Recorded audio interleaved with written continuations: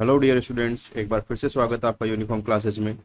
आज हम पढ़ने वाले हैं क्लास 8 ज्योग्राफी का चैप्टर नंबर 2 और उसमें हम पढ़ेंगे सब टॉपिक वाटर। तो आइए क्लास स्टार्ट करते हैं। जैसे कि आपको पता है कि अपनी अर्थ है, ये पूरी अपनी अर्थ है। अर्थ का लगभग 2/3 पार्ट, अर्थ का लगभग 2/3 जो पार्ट है यहाँ पे वाटर है,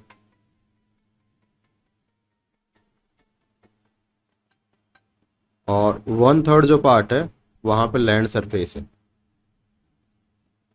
2/3 पार्ट मतलब 66% अप्रोक्स, और 1/3 मतलब 33%। ओके, तो अर्थ में अगर लैंड और वाटर को अपन डिवाइड करें तो अर्थ का टोटल 66% क्या है, वाटर, और 33% लैंड सरफेस है। अब ये 66% जो वाटर है, इसमें सारा वाटर आ गया जो आपकी रिवर में है, लेक्स में है, अंडरग्राउंड वाटर है, या फिर ग्लेशियर में है, ओशियन में है, सारा वाटर इसमें अपन काउंट कर लेंगे। ठीक है, इसके सर अलावा लेकिन वाटर तो 70% होता है ना। नहीं नहीं, 70% उसको बोलते हैं, जैसे 66% अप्रोक्स है। 2/3 जो होता है, मैं बता रहा हूँ आपको, 2/3 में, तो ये अप्रोक्स मैंने बताया आपको। हम्म, ठीक है, कई जगह पे आपको लिखा हुआ मिलेगा कि अपना जो अर्थ है उसमें 3/4 जो है वो वाटर है, और 1/4 जो है वो लैंड सरफेस है। अब अगर आप ऐसे देखोगे तो ये 75% बनता है और ये 25% बनता है। अब इन दोनों का जब बीच का निकालते हैं ना अपन, जब 2/3 और 3/4 का बीच का निकालते हैं तो 70% भी आता है। तो कई जगह पे ऐसे लिखा हुआ आता है कि 70% वाटर है और 30% लैंड है। वो डिपेंड करता है कि लैंड को किस हिसाब से वो देख रहे हैं। तो अगर 30% आए तो 70% वाटर, 33% लैंड आए तो 66% वाटर, और 25% अगर लैंड आए तो 75% water. 75। Water is a vital renewable resource. Vital renewable resource मतलब बहुत ही इंपॉर्टेंट ये रिन्यूएबल रिसोर्स है। थ्री देखो यहाँ पे लिखा है 3/4 of the earth surface is covered with water. अब यहाँ पे इसके हिसाब से कितना हो गया, 75%। अभी इसी चैप्टर में आपको देखने को मिलेगा 70%। ठीक है, तो कई कई जगह पे डेटा जो है ये थोड़ा वेरी करता है, तो आपको इस डेटा के हिसाब से आपको लैंड और वाटर को डिवाइड कर देना है। It is therefore the approximately called the water planet, क्योंकि यहाँ पे इसके हिसाब से 75% वाटर, इसलिए अर्थ को क्या बोलते हैं, as a water planet. It was a primitive oceans that life begins almost 3.5 billion years ago. देखो, जब सबसे पहले जब अर्थ पे लाइफ एग्जिस्टेंस में आई थी, जब लाइफ स्टार्ट हुई थी, तो वो सबसे पहले लाइफ स्टार्ट हुई थी ओशियन में। ओके, और आपने शायद इसके बारे में देखा होगा, एवोल्यूशन ऑफ अर्थ। अच्छा चलो, मुझे बताओ एवोल्यूशन ऑफ अर्थ, कोई मुझे बताएगा कि अर्थ पे वाटर कैसे आया? क्या आपको पता है कि अर्थ पे वाटर कैसे आया? सर ये तो नेचुरल रिसोर्स है, तो ये नेचुरली आया है। नेचुरली आया, पर कैसे आया, प्रोसेस भी तो होगा ना बेटा कुछ। ऐसे थोड़ी ना कि शुरू से ही वाटर था अर्थ पे। सर पता नहीं। सौम्या, आप बताओ। माइक को अनम्यूट करो बेटा। आपको इसके सर बारे में पता है नेचुरली। कि अर्थ पे वाटर कैसे आया? Sir naturally. सर बेटा कौन। नेचुरली तो आया, ये तो कोई इंसान ने तो नहीं लेके आया, ह्यूमन का इंटरफेरेंस नहीं है, लेकिन नेचुरली प्रोसेस तो आपको पता होगा ना कुछ तो, कि पहले क्या हुआ उसके बाद क्या हुआ, ऐसा कुछ। या शुरू से वाटर था आपके हिसाब से? No sir. चलो, हिस्ट्री देखते हैं अपनी अर्थ की, अर्थ बनी कैसे।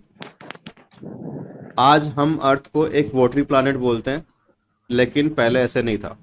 अप्रोक्सीमेट बेटा 5 बिलियन ईयर्स एगो, 5 बिलियन ईयर्स एगो, पहले हुआ क्या था कि अपना जो सोलर सिस्टम है वो इवोल्व हो रहा था। सबसे बीच में जो था वो एक ऐसे बहुत ही बड़ा, एक जाइंट, बहुत बड़ा एक आग का गोला था। ठीक है, और उस आग के गोले से रिंग बाहर निकली ऐसे। गैसेस की ऐसे रिंग, ऐसे अपने यहाँ पे 9 रिंग जो है वो उस आग के गोले से टाइम के हिसाब से बाहर निकली। ओके, तो ये जो अंदर जो रेड जो आग का जो गोला था वो तो बन गया क्या, सन। ये तो बन गया सन, क्योंकि जब भी कोई चीज घूमती है, रोटेट करती है, तो उसका जो हैवी मेटल है वो उसके सेंटर में चले जाते हैं, और जो लाइटर जो मेटल है वो उसके बाहर सरफेस पे आ जाते हैं। तो हैवी मेटल ने क्या किया, अपने आप को एक जगह पे इकट्ठा किया, और इकट्ठा करने से क्या हुआ, अपना सन का निर्माण हुआ, सन का एक तरह से बनना हुआ। उसके बाद में जो ये रिंग जो है, ये सन से बाहर जो रिंग निकली थी लाइटर एलिमेंट की, ये रिंग इसके चारों तरफ घूमने लगी। अब जब रिंग घूम रही है तो रिंग में बेटा कुछ पार्टिकल्स थे, जैसे डस्ट पार्टिकल हो सकते हैं, कुछ और मेटल के पार्टिकल हो सकते हैं, वो एक्यूमुलेट होके इन रिंग में ऐसे एक्यूमुलेट होके उन्होंने भी अपनी अपनी जगह पे घूम रहे थे, सन के चारों तरफ तो घूम रहे थे, बाकी वो अपनी जगह पे भी रोटेट हो रहे थे। तो रोटेट होते होते उन्होंने क्या किया, हैवी मेटल्स को अपने अंदर जमाना स्टार्ट किया, और एक टाइम ऐसा आया कि ये जो रिंग जो थी यहाँ से अलग अलग प्लानेट बनना स्टार्ट हुए। जैसे सबसे पहले जो रिंग थी उससे आपका बना मरकरी, सेकंड रिंग से आपका बना वीनस, और थर्ड जो रिंग थी उससे बेटा अपना क्या बना, अर्थ। इसके बाद में आगे मार्स, आपका ये जुपिटर, यूरेनस, नेपच्यून, और आगे सबसे लास्ट में प्लूटो, जो कि अभी प्लानेट नहीं है। तो ये सारे आपके प्लानेट जो है ये इन रिंग से बने। अब ये जो प्लानेट जो बने, ये प्लानेट भी क्या थे, ऐसे ही घूमते हुए आग के गोले थे, एकदम जैसे आप समझ सकते हो कि अगर आपने कोई लोहे की बॉल ली है और उसको बहुत ज़्यादा तपा दिया है, आग में बहुत ज़्यादा तपा दिया, तो वो एकदम रेड गोला बन जाएगा। अगर आप उसको घुमाओगे तो उसके हैवी मेटल जो है उसके सेंटर में एक्यूमुलेट होने स्टार्ट हो जाएंगे। तो जब ऐसा कुछ होगा तो अपनी अर्थ भी ऐसी कुछ थी। और अभी जैसे और जो प्लानेट है, जैसे वीनस है, ये तो अभी भी वैसे ही हैं, हॉट प्लानेट ही हैं। जुपिटर है, ये अभी भी वैसे ही हॉट प्लानेट ही है। लेकिन अर्थ में ऐसा क्या हुआ जिससे कि ये ठंडी हो गई। अर्थ में इसलिए हुआ क्योंकि अर्थ की जो डिस्टेंस है बेटा, ये देखो यहाँ से यहाँ तक की डिस्टेंस, जो सन से लेके और यहाँ तक की जो डिस्टेंस है इसकी, इसको बोलते हैं बेटा गोल्डीलॉक जोन। क्या बोलते हैं इसको, गोल्डीलॉक जोन। Goldilock zone. अब ये जोन क्या होता है, गोल्डीलॉक जोन क्या होता है, गोल्डीलॉक जोन वो होता है कि एक ऐसी डिस्टेंस जिस पे ना तो बहुत ज्यादा टेम्परेचर होता है, बहुत ना ही बहुत कम टेम्परेचर होता है। अब देखो इसके अंदर वाले जो जो जितने भी प्लानेट है, जैसे कि अपना मरकरी और वीनस है, ये इतने ज्यादा हीट लेते हैं सन से कि यहाँ पे एटमोस्फियर जो है वो क्रिएट ही नहीं हो पाया, क्योंकि जितनी हीट यहाँ पे मिली उस हीट से यहाँ पे जो भी एटमोस्फियर बना वो इवेपोरेट होके बाहर निकल गया। तो यहाँ पे इसके जो प्लानेट है इनके चारों तरफ जो अपने जैसे अपने अर्थ पे एक वायुमंडल है, वैसा यहाँ पे नहीं बन पाया। तो अगर इसके आगे वाले जो प्लानेट हैं उनकी मैं बात करूं तो वहां पे इतनी ज्यादा ठंड है कि वहां पे सनलाइट इतनी नहीं पहुंच पाती, तो वहां पे सारी चीजें क्या हो जाती है, फ्रीज हो जाती है, जम जाती है। लेकिन अर्थ एक इतनी जगह, इतनी दूरी पे थी, इतनी अच्छी दूरी पे थी, जिसको बोलते हैं गोल्डीलॉक जोन, जिससे कि यहाँ पे वाटर जो है वो एक नॉर्मल टेम्परेचर पे बन सकता था। अभी बना नहीं है। अभी हुआ क्या, ये तो रीजन हो गया कि यहाँ पे वाटर बनने की प्रोसेस हो सकती है। अब हुआ क्या, जब ये धीरे धीरे ठंडा हो रहा था, तो ठंडे होते हुए बेटा इसमें से क्या है कि जब जब भी कोई मेटल जब आप देखते हो, मेटल जब कोई ठंडा होता है तो उसमें अलग अलग जो गैसेज है वो बाहर निकलती है। अब अलग अलग गैसेज जब बाहर निकल रही थी, तो अर्थ के चारों तरफ गैसेज जो बाहर निकल रही थी उस वक्त, वो थी सबसे ज्यादा हाइड्रोजन। सबसे ज्यादा कौन सी गैस निकल रही थी यहाँ पे, हाइड्रोजन। और उसके बाद में यहाँ पे जो गैसेज निकल रही थी जैसे हीलियम, ऑक्सीजन, ये सारी गैसेज जो है ये इसके चारों तरफ बाहर निकल रही थी। ओके, तो इन गैसेज के निकलने से हुआ क्या कि अर्थ के चारों तरफ एक ऐसा एनवेलोप क्रिएट हो गया जिसमें बहुत सारी गैसेज थी। आज के अपना जो आप ये एटमॉस्फेयर देखते हो वैसी गैसेज नहीं, कुछ और गैसेज, हाइड्रोजन, हीलियम, ऑक्सीजन, ये सारी गैसेज उस वक्त अपने अर्थ के चारों तरफ जमा होना स्टार्ट हो गई। अब हुआ क्या कि अब एक दूसरी जो गैसेस थी उनमें रिएक्शन स्टार्ट हुआ, और रिएक्शन स्टार्ट होने से क्या हुआ कि हाइड्रोजन और अपना जो ऑक्सीजन है, हाइड्रोजन के 2 एटम और ऑक्सीजन का एक एटम मिलके क्या बनाया इसने, H2O। और H2O क्या है, H2O। वाटर। जब ये वाटर Water. बना, दो गैसेस से वाटर बना, जाएगा कहाँ पे? ये अपने एटमॉस्फेयर में बन रहा है। बहुत ज़्यादा जब एटमॉस्फेयर में ये गैसेस बनने लगी, एटमॉस्फेयर में ये जो वाटर वेपर बनने लगे, तो जब बादल बनेंगे और बादल बनने से क्या होगा? अर्थ के ऊपर आएंगे। ऐसा प्रोसेस बहुत सालों तक चलता रहा, 3.5 बिलियन ईयर तक ये जो है प्रोसेस चलता रहा। ठीक है, यहां से स्टार्ट हुआ था, 5 बिलियन ईयर से स्टार्ट हुआ था और 3.5 बिलियन ईयर्स तक ये चलता रहा। हुआ क्या, इस प्रोसेस में इतना वाटर बना, बार बार में वाटर बनता, बारिश होती, वाटर बनता, फिर बारिश होती। अब ये वाटर आ कहां से रहा था? ये कुछ वाटर तो इवेपोरेट हो रहा था यहाँ पे जमीन से, और कुछ वाटर ऑटोमेटिकली हाइड्रोजन और ऑक्सीजन के मिलने से बन रहा था। ओके, ऐसे बनते बनते बनते बनते हुआ क्या, लास्ट में ये ओशियन जितनी भी ये जो डीप जो जगह थी, उन सब में पानी भर गया, और इन्हीं से क्या बनाया इन्होंने? ओशियन। अलग अलग ओशियन जो बने वो उसी वाटर से बने। ओके, ये वाटर से ओशन बन गए, तो उसके बाद में स्टार्ट हुआ लाइफ का एग्जिस्टेंस। सबसे पहले ओशियन में बिल्कुल माइक्रो ऑर्गेनिज्म, बिल्कुल छोटे छोटे जीव जो दिखते भी नहीं आंखों से, बैक्टीरिया, वायरस, फंगस, ये जो जीव है ये बनना स्टार्ट हुए। और ये जब जीव बने तो इनके बाद ये एक्वेटिक जो जीव है, एनिमल्स, वो बने। उसके बाद एम्फीबियन, और उसके बाद में आपके जो जमीन पे जो रहने वाले जो रेप्टाइल्स वगैरह है वो बने। ऐसे ये क्या, अर्थ पे आपकी जो लाइफ है उसका एग्जिस्टेंस हुआ। तो अब अगर आपको कोई पूछे कि अर्थ पे वाटर कैसे आया, तो बोलना कि जब स्टार्ट में जब अर्थ ठंडी हो रही थी तो अर्थ में से कुछ गैसेस निकल रही थी, उन गैसेस के एक दूसरे से रिएक्शन से वाटर बना, और उसी वाटर से अपने अर्थ पे ओशन बने। ओके, चलो यूजेज ऑफ वाटर देखते हैं।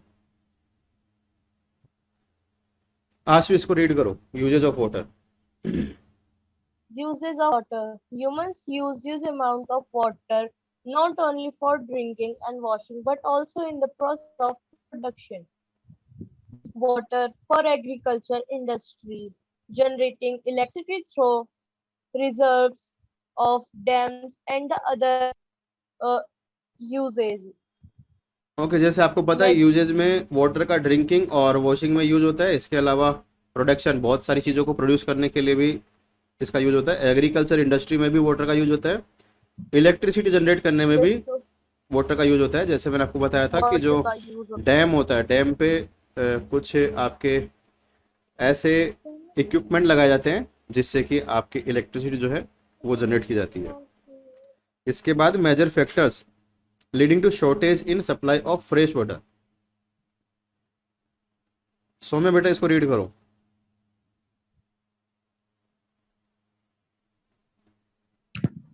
Major factors leading to storage in supply of the fresh water, increasing Shortage. population, shortage है बेटा, ये कमी। हाँ, increasing population, rising demand for food and cash crop, increasing demands. Okay,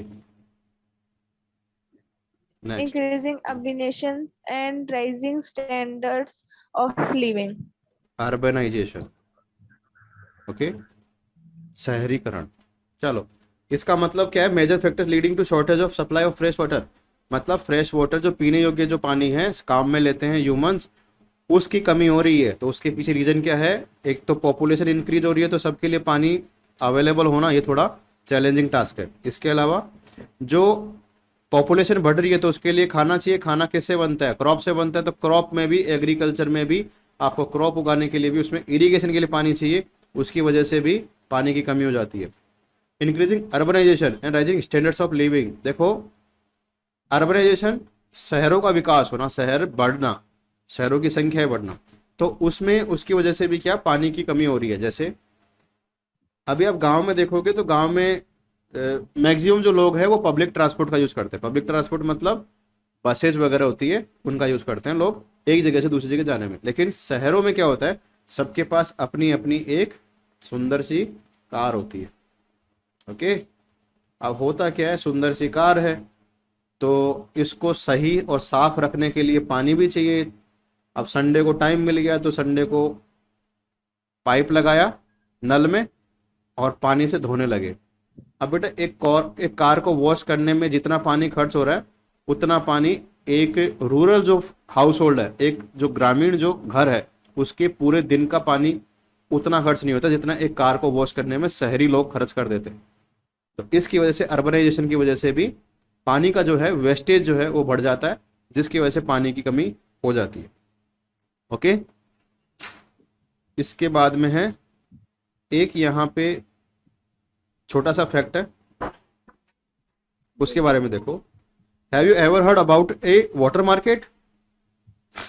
Amreli city No, sir. in Saurashtra region with a population of 1.25 lakhs is completely dependent on purchasing water from the nearby talukas.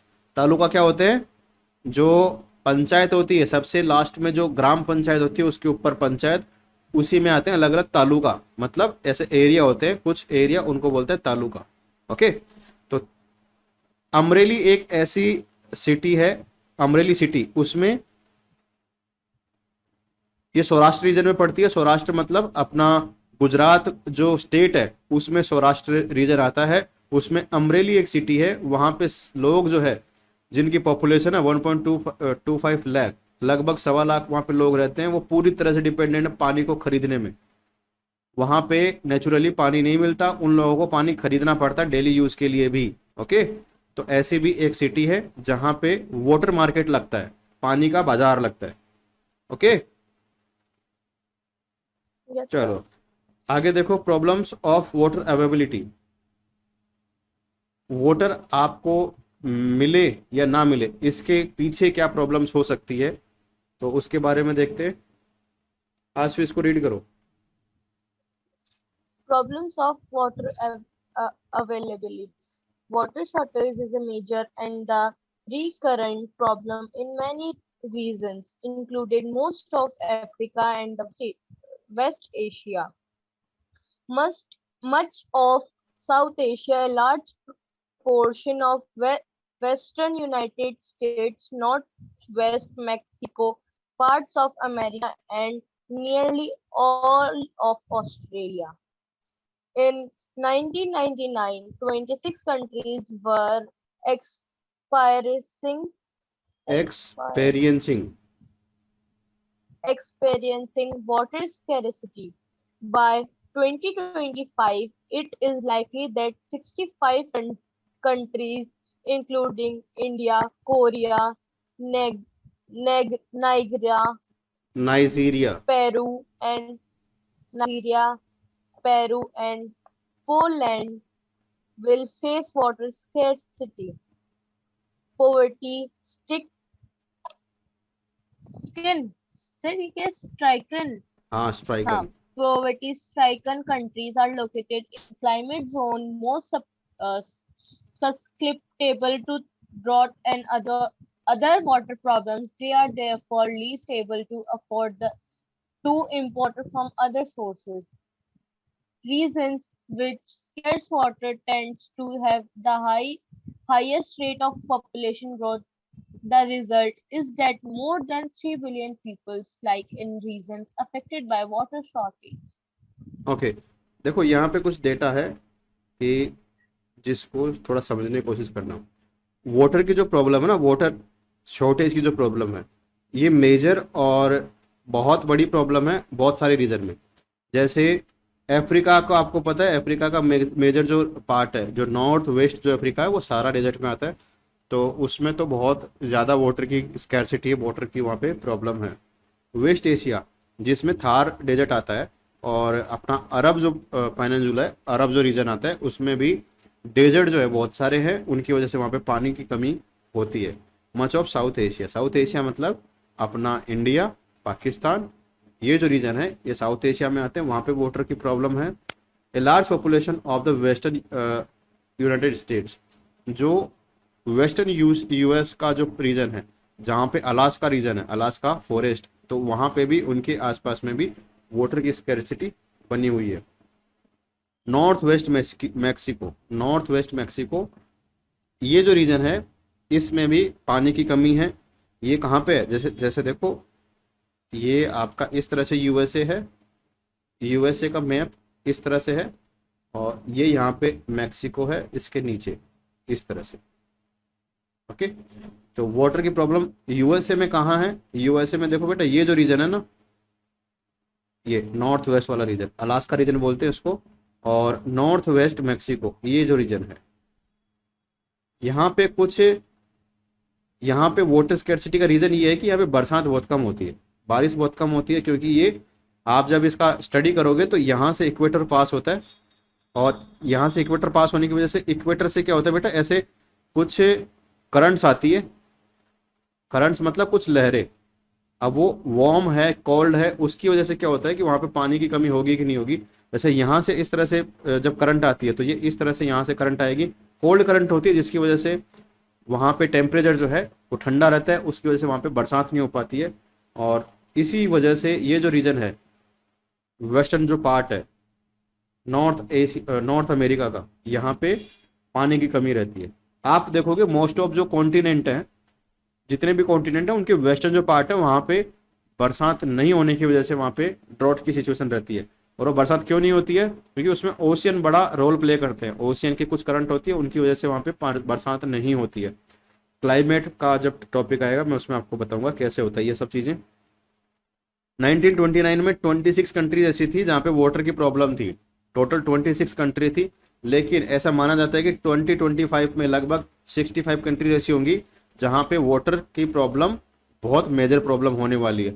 और दुख की बात यह है कि इसमें India भी include है, इंडिया में भी वाटर स्कैर्सिटी आने वाली है, लगभग आ चुकी है, और 25 तक ये सामने बिल्कुल स्पष्ट देखने को मिलेगी। कोरिया, नाइजीरिया, पेरू, पोलैंड, ये कंट्री ऐसी हैं जहाँ पे वाटर स्कैर्सिटी आपको देखने को मिलेगी। देखो, पुअर्टी के जो कंट्री है जहाँ पे पुअर्टी बहुत ज़्यादा है, उन कंट्री का तो हाल और भी बुरा है। क्यों? क्योंकि पहली बात तो ये कि वो ऐसे क्लाइमेटिक जोन में है कि जहाँ पे ड्रॉट और वाटर स्कैर्सिटी बनी रहती है हमेशा। ऊपर से उनकी परचेजिंग पावर इतनी नहीं है कि वो वाटर को परचेज कर सके, और थर्डली ये है कि उनकी गवर्नमेंट के पास में भी इतना पैसा नहीं है कि वो मेजर प्रोजेक्ट वहाँ पे लगाए जिससे कि वाटर को एक तरह से कंजर्व कर सके। तो सबसे ज़्यादा प्रॉब्लम तो पुअर जो कंट्रीज़ हैं, जैसे कि अफ्रीका में नाइजीरिया है, ये बहुत पुअर कंट्री है, और यहाँ पे पानी की जो समस्या है बहुत भयानक होने वाली है। आगे देखो, region which scarce water tend to have highest rates of population growth. देखो, ये भी अफ्रीका के बारे में है। अफ्रीका में कुछ रीजन ऐसे हैं जहाँ पे पॉपुलेशन इतनी ज़्यादा है, लेकिन पुअर्टी की वजह से वहाँ पे ना तो खाने के लिए पानी है, जैसे क्रॉप ग्रो करने के लिए पानी नहीं है, ना वहाँ पे पीने के लिए पानी है, और ना ही वो इसकी मतलब इसको दूर कर सकते हैं, क्योंकि पैसे से सारी चीज़ें होती है। अगर इनके पास पैसा ही नहीं है तो ये कोई ऐसा प्रोजेक्ट भी नहीं बना सकते जिसकी वजह से ये पानी को या तो परचेज कर सके दूसरी कंट्रीज से, या फिर वहाँ पे कोई डैम वगैरह बना के रेन वाटर को हार्वेस्ट कर सके। तो ये कुछ वाटर अवेलेबिलिटी की कुछ प्रॉब्लम थी। इसके बाद में आता है वाटर पोल्यूशन। यही रीज़न नहीं है कि वाटर आपके अवेलेबल है कि नहीं है, वाटर पोल्यूशन भी होता है, और उसमें सबसे बड़ा जो मेजर जो फैक्टर आता है वो आता है ह्यूमन इंटरफेरेंस। ह्यूमंस की वजह से वाटर जो है वो पोल्यूट होता है। तो इसको रीड करेगी सौम्या। बेटा इसको रीड करो, 2.5.1। The major problem of the water is the contamination, water pollution. Untreated or partially treated sewage, agricultural, chemical or industrial effluents are major contaminants with nitrates, metals, and pesticides. The main problems as a result, water supply is contaminated by pollution. Humans and animals waste all pollute the water, introduces pathogens that causes serious diseases. Water is contaminated by hydrocarbon from oil spills, leaking petrol and diesel tanks, and cleaning fluid that are flushed down the drain. Okay, देखो बहुत सारे तरीके हैं जिनकी वजह से आपका water जो पोल्यूट होता है। सबसे ज़्यादा तो क्या होता है इसमें, पेस्टिसाइड और नाइट्रेट, मेटल्स, ये जो है ये कुछ ऐसे रीज़न है जिनकी वजह से आपका वाटर जो है वो बहुत ज़्यादा पोल्यूट होता है। कहाँ से आता है ये देखो एग्रीकल्चर में मैक्सिमम आप केमिकल का यूज़ करते हो तो वहाँ से पेस्टिसाइड आते हैं और वो वाटर में मिल जाते हैं, वाटर बॉडीज में मिल जाते हैं, क्योंकि ज़मीन में डालोगे ज़मीन से वो परकोलेट होके नीचे पानी जाएगा, पानी के साथ वो नीचे जाएंगे एक्वीफायर में, और एक्वीफायर से जब आप पानी बाहर निकालोगे तो वो कहीं ना कहीं पूरे वाटर को कंटामिनेट कर चुका होता है। इसके बाद में इंडस्ट्रीज़ में जो भी आपके अलग अलग मेटल यूज किए जाते हैं उनकी वजह से भी ये वाटर पोल्यूट होता है, जैसे कि नाइट्रेट और मेटल्स।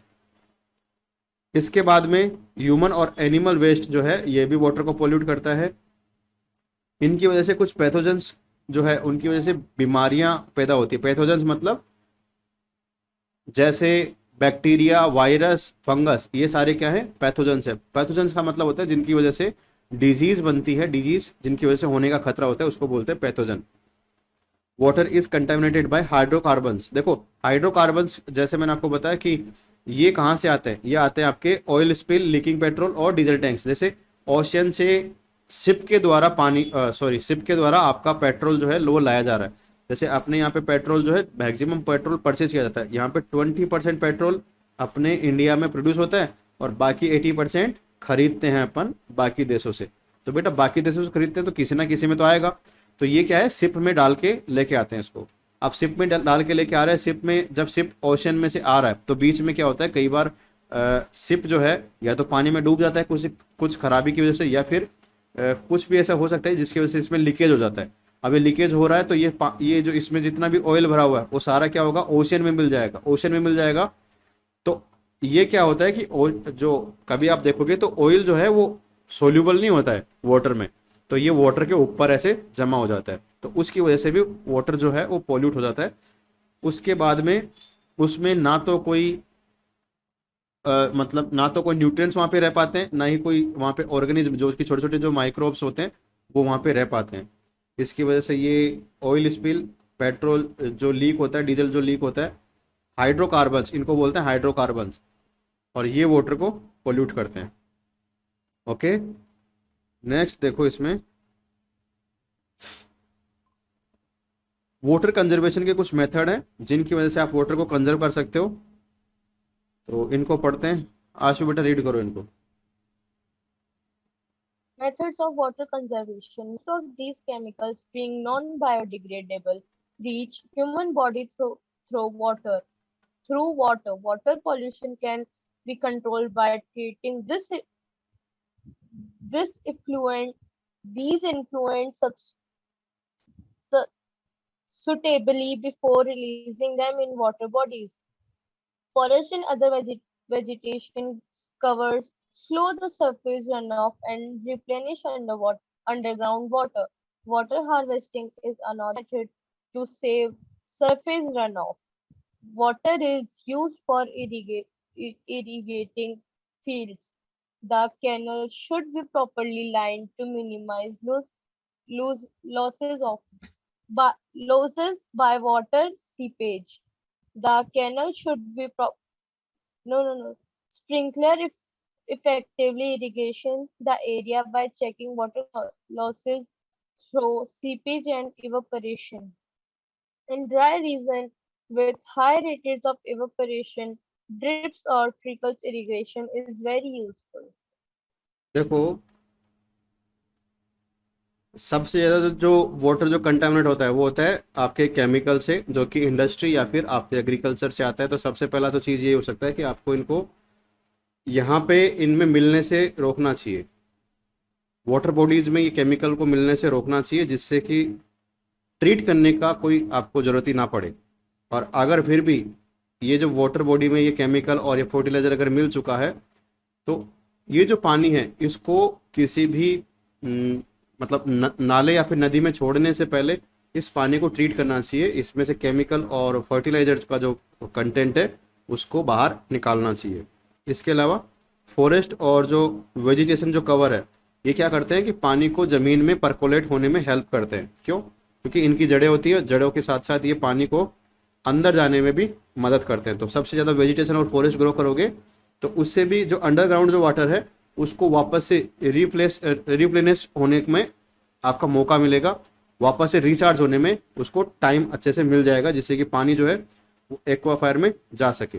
इसके बाद वाटर हार्वेस्टिंग जो है एक मेथड हो सकता है जिससे कि आप पानी को बचा सकते हो। वाटर हार्वेस्टिंग मतलब जो बरसात का जो पानी है आप उसको कहीं एक जगह पे कोई टैंक बनाओ और उसमें स्टोर कर लो, इसको बोलते हैं वाटर हार्वेस्टिंग।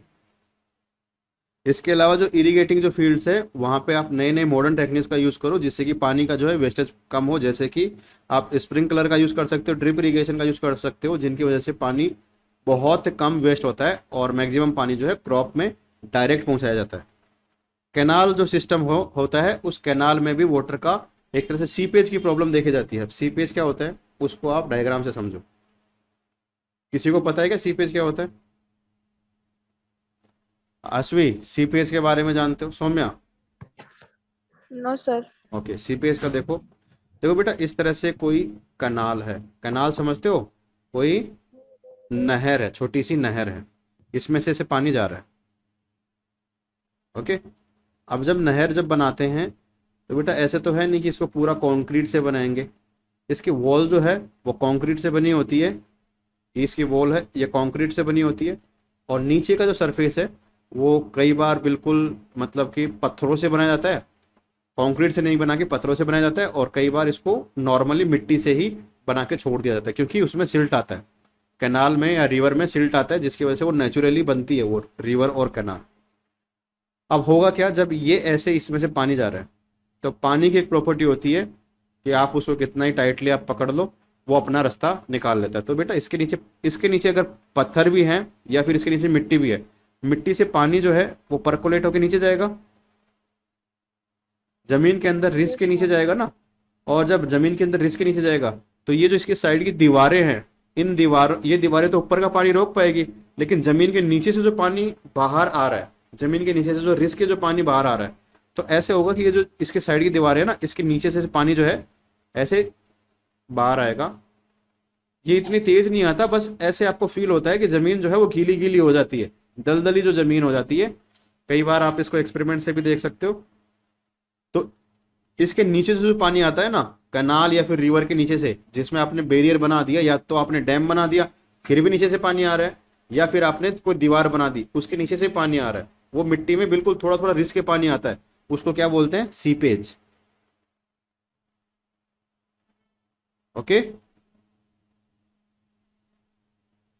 आगे देखो। तो ये जो सीपेज की जो प्रॉब्लम है इसको सॉल्व करके भी आप पानी को बचा सकते हो, क्योंकि ये जो सीपेज है बहुत ज्यादा पानी वेस्ट हो जाता है, काम में नहीं आ पाता है। इसके अलावा जो ड्राई जो रीजन है वहां पे ऐसे आपको इरिगेशन मेथड यूज करने चाहिए जिससे कि इवेपोरेशन कम हो।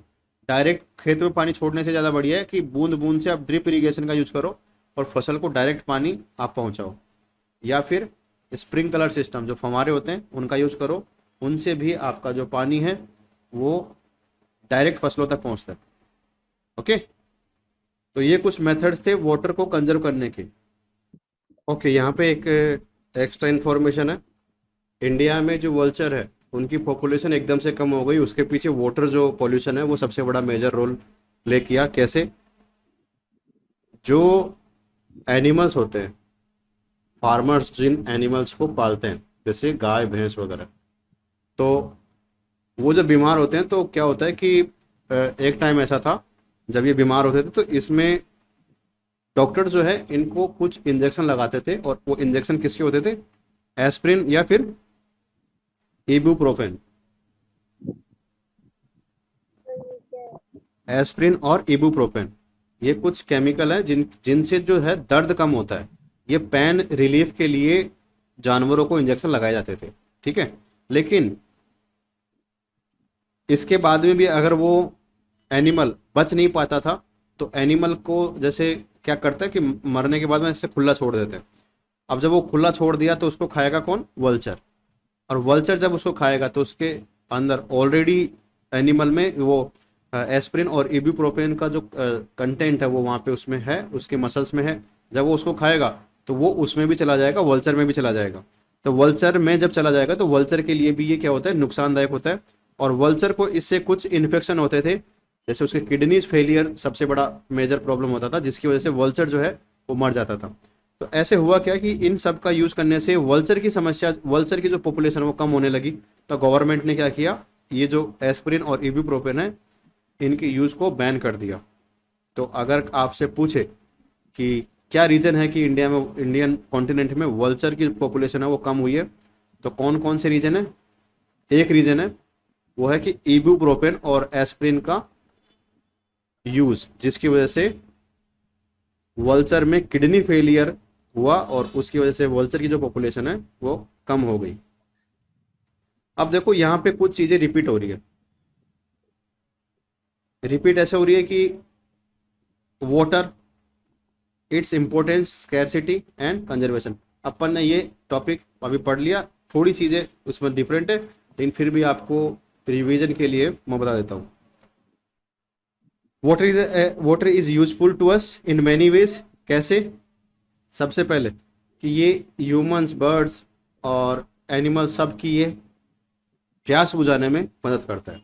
इसके अलावा इरिगेशन में वाटर का यूज होता है, जिससे कि आपके जो पॉपुलेशन है उसके लिए फूड प्रोड्यूस किया जाता है।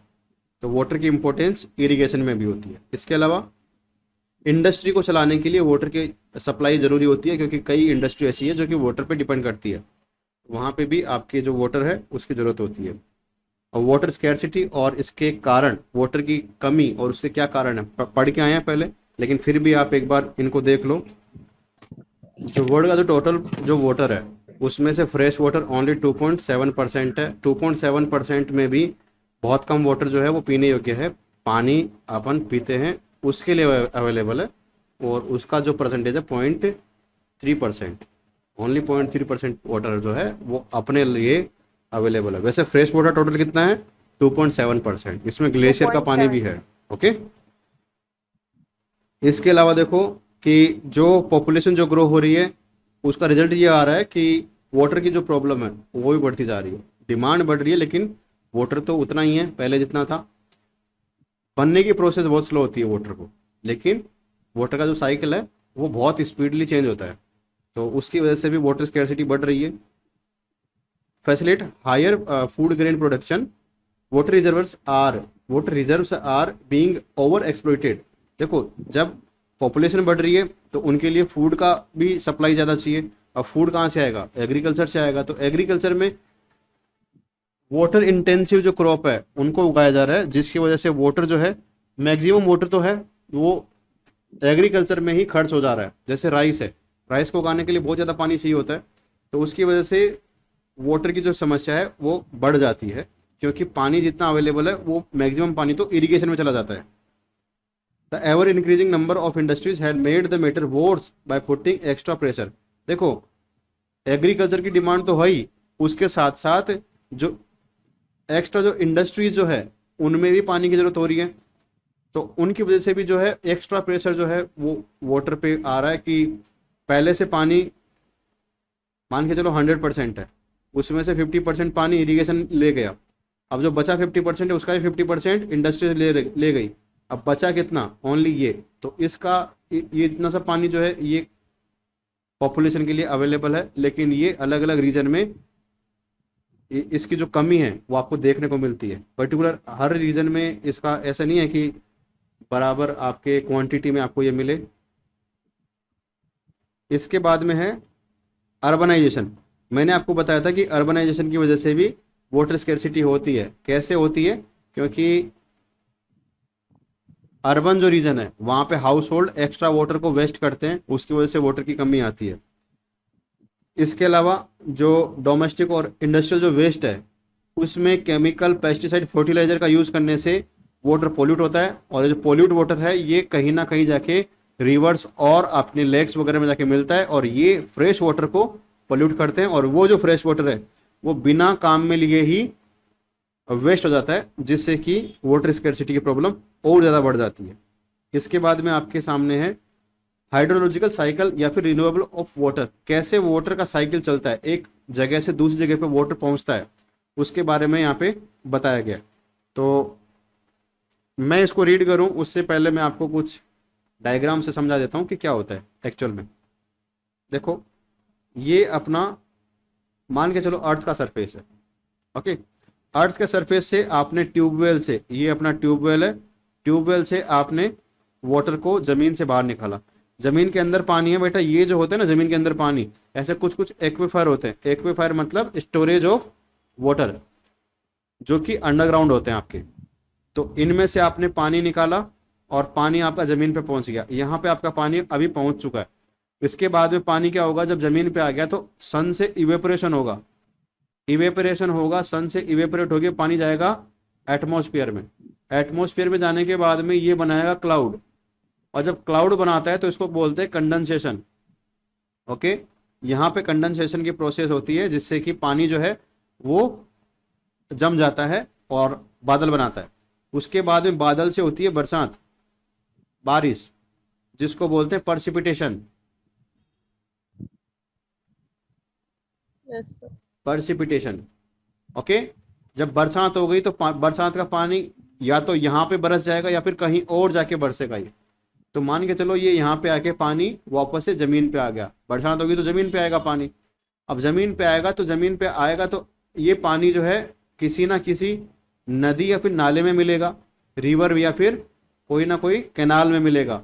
और जब कैनाल और रिवर से ये होता हुआ कहाँ पहुँच जाएगा, अल्टीमेटली किसी ना किसी ओशियन में पहुँच जाएगा। मान के चलो यहाँ पे ओशियन है और किसी ना किसी ओशियन में पहुँच गया। ओशन में जाने के बाद में पानी जो है वापस से इवेपरेट होगा और इवेपरेशन से वापस से बादल बनाएगा और वापस से ज़मीन पे आएगा। या फिर क्या हो सकता है, जहाँ पे ये ज़मीन पे आया, ये पानी जिस लैंड पे आया वहाँ से हो सकता है कि ज़मीन के अंदर चला जाएगा ये पानी। इसको बोलते हैं परकोलेशन। क्या बोलते हैं इसको?